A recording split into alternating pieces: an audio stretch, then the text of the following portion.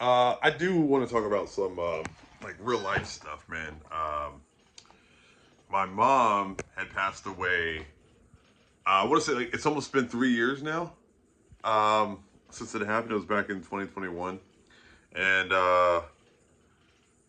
not to bring down the mood or anything, so I'll try to like keep it up. But you know, I had like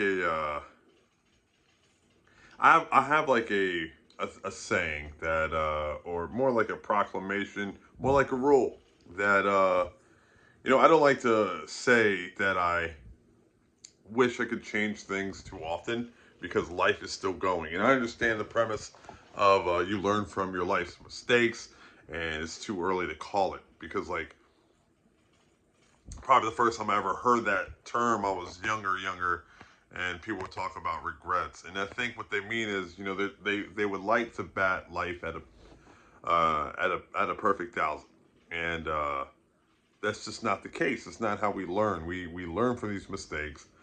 We learn from every experience. They mean something to us, and then we move on, right? So my relation with my mom, it was rocky. I've always, at the heart of it, I've always loved her, and at times the actions that would take place after like our arguments or flare ups because we my mom understood me more than anybody, and then out of the family, who I love her, I love my family. Of course, she's your mom, so she checks in on you. And the thing that she gave me that I appreciate the most, her and my dad, was basically absolute freedom. Like as long as I can remember, I've always been a guy who, as soon as I can learn how to walk, went on my own adventures, Tom Sawyer style, and came home at the end of the night when I needed food, and sometimes when I come home and all spend the night at my friend's house and whatever. And unlike some of my siblings, I didn't hear no too often. Like it just seemed like my freedoms were there, and I was able to do whatever I want. So I love that experience. But coming home, dealing with a mom, in a lot of ways, there were things that were going on behind the scenes, and whatever was going on in her life. I didn't understand, so I didn't understand her. But having a difficult mom and having like the kind of person I am to try to understand a problematic situation was good for me because I learned how to try to look deeper into people's intents and what they say, past their feelings and their words, but what they mean. Has died with the Lord. May she now live with him. Let us pray. O God, Almighty Father, our faith professes that your Son died and rose again. Mercifully grant that through this mystery, your servant Alba, who has fallen asleep in Christ, may rejoice to rise again through him.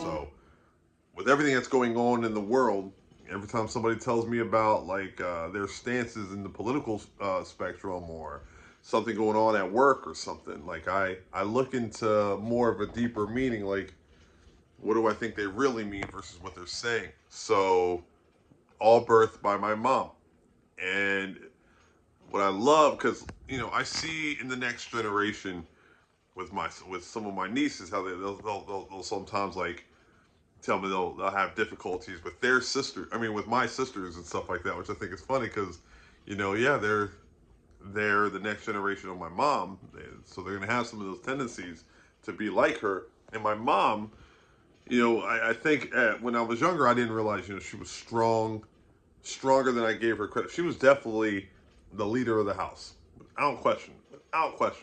And now, me as a man, I think I'm more of an alpha state. I've always been like a leader, and so have my siblings. We always take charge of our futures and press forward. And I notice how we rise up in the rankings socially, and I say that has a lot to do with my mom's tenacity, and I mean that.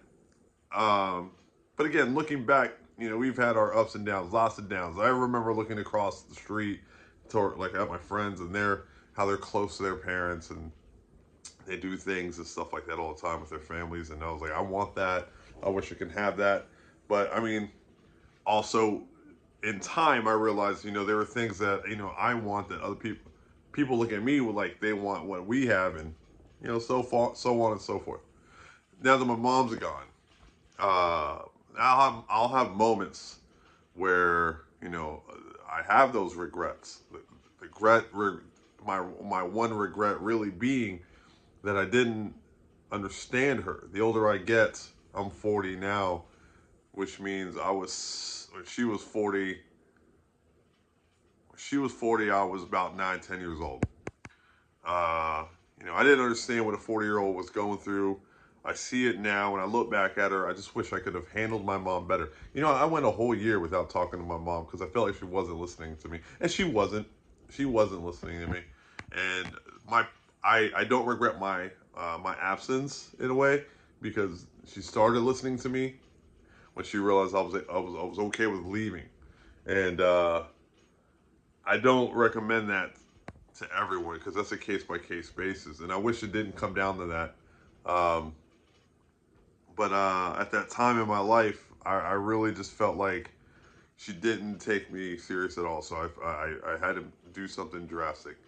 And I came back, and just like a good mom and good parents, like they acted as if nothing happened, and mom got the cooking, and that's her way of saying I'm sorry in our house. And we just picked up right where we left off. Just never even talked about it again. And I imagine, knowing my mom, not having her kids talk to her like killed her because we were all she, pretty much she couldn't stand losing us, and I didn't. She did a lot to Get that much, about a tablespoon. Okay, tablespoon. All right. What you do, because when you cook it, the pork expand. Right. Okay, just line it up like that. I make my long. Then you go that way. Always, my nails are long, but I know how to work it. Kind of like push it, hold that thing there. You're tucking it. Kind of tucking it, yeah. Yeah. See, when you go like that, you will not go wrong when you do this. Okay, when you do the first roll, then reach there and tuck it there. Reach there, tuck it there. Uh-huh. And you go, With the egg. yeah. When you do make this, you will make sure you have everything, set, You ready. used to do it with your finger. Yeah. What? Used to, right? I used to, yeah, but not. See, you see that? Uh-huh. You see how they are? Make lumpias like I do.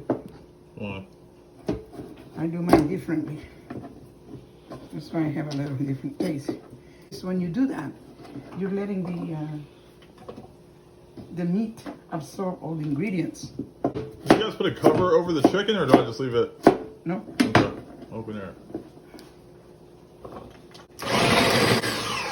You know how long I've had this? How long? 20 some years. No way. I'm the only lady. Wow. You guys check those chicken because they can turn around.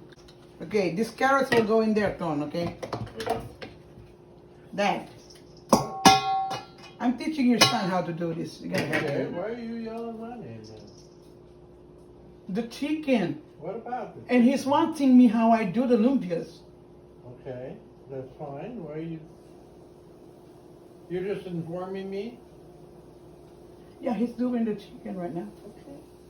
Was there something you wanted me to do? Keep an eye on the chicken. Unless you just stand there and just look at them.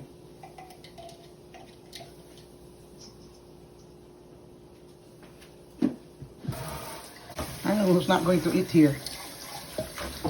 Here's what I thought for 2 seconds. Your son is out there next to the grill putting chicken on. Why don't you do it? It's okay. The chicken's still got plenty of time to cook. Okay. All right. I have that built in me. Good start. Watch the show, Jack.